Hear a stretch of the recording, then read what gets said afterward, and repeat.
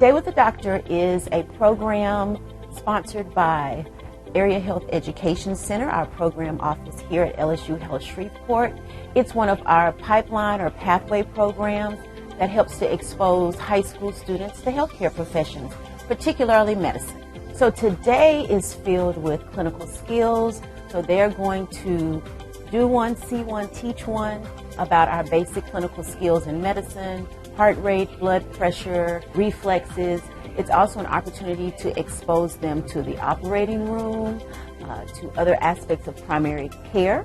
So they're going to be engaging with residents, with staff doctors, with nurses, all of the team that makes up our interprofessional education.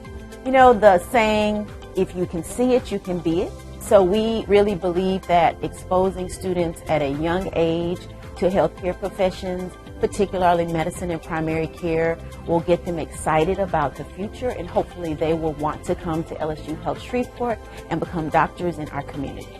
We've been doing this for a very long time, and I think that we have great outcomes. We have students at our medical school today that were a part of our Day with the Doctor program. So we're excited to continue it and to grow it and to make this the home base for North and Central Louisiana.